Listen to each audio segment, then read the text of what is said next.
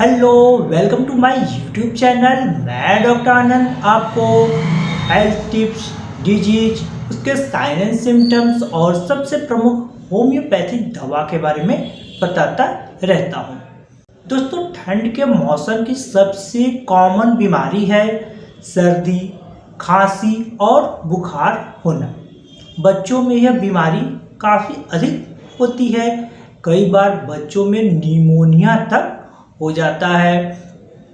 तो सर्दी, खांसी और बुखार से आप कैसे बचें, कैसे अपने बच्चे को सेफ रखें, आज मैं इस वीडियो में इसी टॉपिक पर बात करने वाला हूँ। मैं आपको कुछ टिप्स बताऊंगा जिसे अगर आप फॉलो करते हैं, अपने बच्चों को फॉलो करवाते हैं तो सर्दी, खांसी और बुखार जैसे प्रॉब्लम से बच सकते हैं।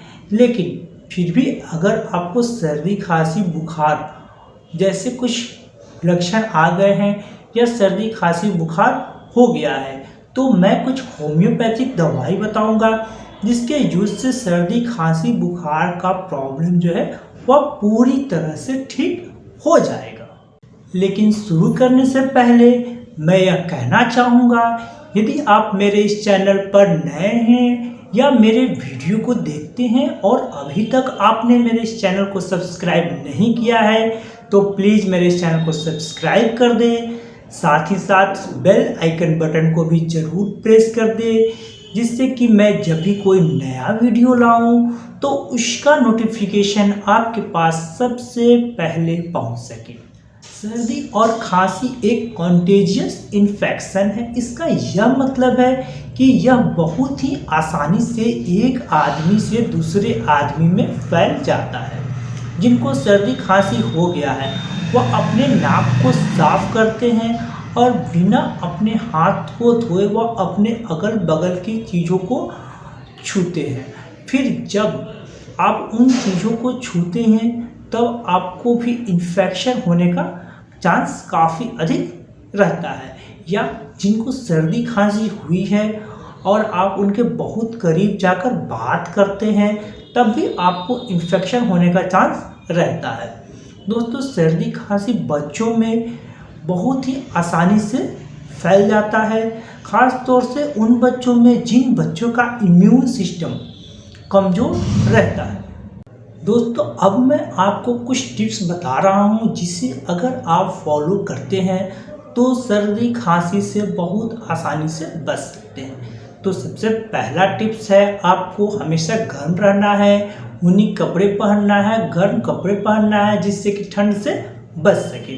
दूसरा है कि आपको रोज़ सुबह 2 गिलास गुनगुना पानी पीना है। अगर आपके गले में कोई इन्फेक्शन है तो गुनगुने पानी पीने से इन्फेक्शन जो है वह काफ़ी जल्द जो है ठीक हो जाएगा। साथ ही साथ आपके कब्जियत की भी समस्या दूर हो जाएगी। अगर कोई व्यक्ति सर्दी और खांसी से इन्फेक्टेड है तो उससे दूरी बनाकर रखना है। सर्दी, खांसी जो भी व्यक्ति उससे ग्रसित है उसे काफ़ी नज़दीक जाकर बात नहीं करना है। अगर कोई व्यक्ति सर्दी, खांसी से ग्रसित है तो खांसते या छींकते समय नाक और मुंह पर रुमाल या तौलिया का यूज करना है। और सबसे लास्ट टिप्स, आपको अपने हाथों को काफ़ी अच्छे से धोना है। कभी भी गंदे हाथों से या बिना धोए हाथों से आपको नहीं खाना है क्योंकि उस जो बिना धोए हाथ है उसमें बैक्टीरिया और वायरस जो है हो सकता है। दोस्तों, आइए अब मैं आपको एक प्रिवेंटिव मेडिसिन बता रहा हूँ जिसके यूज से सर्दी, खांसी और बुखार से आप बच सकते हैं। तो यह मेडिसिन है इचिनेसिया मदर टिंचर। यह दवा इम्यून सिस्टम को मजबूत करता है। इचिनेसिया मदर टिंचर को 10-10 बूंद सुबह शाम आधे कप नॉर्मल पानी में लंबे दिनों तक लेने से आपका जो इम्यून सिस्टम है वह काफ़ी अधिक मजबूत हो जाएगा। आइए अब मैं आपको कुछ होम्योपैथिक दवाई बता रहा हूँ जो कि सर्दी, खांसी और बुखार हो जाने की स्थिति में लेकर आप इससे पूरी तरह से छुटकारा पा सकते हैं। तो पहली दवा है एकोनाइट 30। दोस्तों, जैसे ही हम बाहर निकलते हैं और ठंड लग जाती है और जिसके कारण सर्दी, खांसी या बुखार कुछ भी हो जाता है, तो इस कंडीशन में एकोनाइट 30 पोटेंसी दिन भर में आप 3 से 4 बार यूज करें और आपकी सर्दी, खांसी और बुखार जो भी प्रॉब्लम है वह पूरी तरह से ठीक हो जाएगी। दूसरी दवा है एलियम सिपा 30। इसमें आँख और नाक से काफ़ी अधिक मात्रा में म्यूकस निकलता रहता है, लेकिन जो नाक से पानी निकलता है उस कारण नाक के आसपास और नाक के नीचे ओठ तक जो है वह छिल जाता है। तो अगर ऐसा सिम्टम्स है तो एलियम सिपा 30 दिन भर में 3 से 4 बार ले, जिससे कि यह पूरी तरह से ठीक हो जाए। तो अगली दवा है वह है आर्सेनिक एल्बम। इसमें आँख और नाक से पानी निकलता है, जिसमें काफ़ी अधिक जलन रहता है। पेशेंट जो है वो काफ़ी अधिक बेचैन रहता है, पेशेंट कमज़ोर रहता है और उसकी जो सर्दी है वह तो आधी रात को या फिर दोपहर में जो है काफ़ी अधिक बढ़ जाती है। अगर इस तरह का कंडीशन मिलता है तो आर्सेनिक 30 जो है 2 से 3 बार दिन भर में लेने से ठीक हो जाएगा। अगली दवा है इपिकाग। यह बच्चों में कफ को निकालने के लिए बहुत अच्छी दवा है। बच्चा अगर सोता है उस समय काफ़ी अधिक घड़घड़ाहट की आवाज़ आती है। यह जो है दवा लेने से बच्चों में जो है कफ जो होता है वो पेट के रास्ते निकल जाता है, मतलब पैखाना के थ्रू निकल जाता है। अगली दवा है एंटीमटार्ट।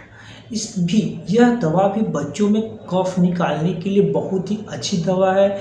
इसमें जो है पेशेंट जो है जब सोता है, बच्चा कोई भी हो सोता है तो काफ़ी अधिक घड़घड़ाहट की आवाज़ सुनाई देती है। अगर आप इसको उसके छाती पर लगाते हैं तब भी वहाँ से जो है काफ़ी अधिक जो है घड़घड़ाहट की आवाज़ सुनाई देती है।